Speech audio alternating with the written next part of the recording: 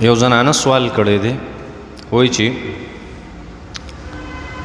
زما حیض چې کومه ماهواري بیماری ده هغې ورځې ختمې شي او بیا هم زما اینه هغه بندېږي نه، نو اوس په زه د مانځه ده او د روژې دپاره څه کوم؟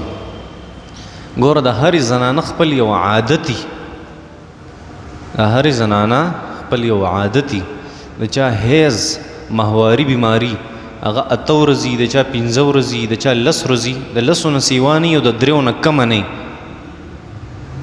نو چې د هغې عادت د ورځو نه د زنانه اینه سیوا شوه، نو سیوایي اینې ته استحاضه وایي.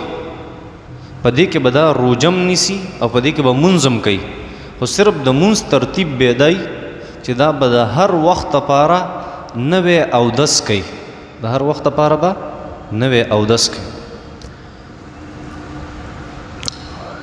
نبی علیہ السلام له یو زنانه راله، حضرت فاطمه بنت حبیش رضی الله عنها، یا رسول الله زما اینه جاری ده او ادریږي نه، نو زه به څه کومه؟ نبی علیہ السلام ورته وفرمیل توضئي لوقت کل صلاة، د هر وخت مانځه دپاره څه کوه؟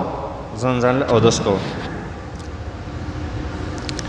او رجوع دپاره خو د اودس ضرورت نشته، خو چې کوم مونځ دی نو مونځ له پکار دی چې د هر وخت دپاره، وخت دپاره مطلب دا دی د ماسپښین ټایم داخل شو او دی اودس وکړو، نو د مازدیګره پورې هر قسم مونځ پې کولی شي. بیا به د مازدیګر دپاره چې وخت داخل شو نوی مونځ نوی اودس به کوي، نو د مازدیګر نه د ماښامه پورې بیا تلاوت هم پې کولی شي، هر څه پې کولی شي. دی وایي چې ښځه خاوند هغه په یو غسلخانه کې د یو شاور لاندې یو ځای لامبلی شي که نه شي لامبلی؟ بالکل لامبلی شي. ترمذي کې روایت ته او حدیث مبارکو کې نورو کې راځي، حضرت عائشہ رضی الله تعالی عنها فرمای چې كنت انا اغتسل ورسول الله صلی الله علیه وسلم من اناء واحد، ما نبی علیہ السلام به یو لوښي نه لامبل، فیبادرنی فقلت دع لي دع لي، نبی علیہ السلام به ما نه لوښی راښکودو، لوښی به مې ته راښکودو لامبلی شو. کله چې د روټۍ یو ټوکړه په ځمکه پرېوځي مونږ یې راوالو هغه ښکل کړو، چا وی چې دا خو ناروا دي، ناروا نه دي. امام سیوطي رحمت الله علیه لیکلی دي چې دا ادب دی د روټۍ، ښه طریقه ده.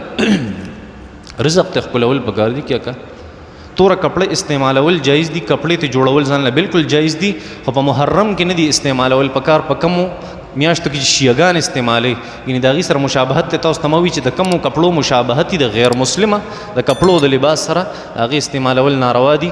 هغې په محرم کې تورې کپړې استعمالوي، په محرم کې تورې کپړې استعمالول ناروا دي، نور بالکل جایز دي.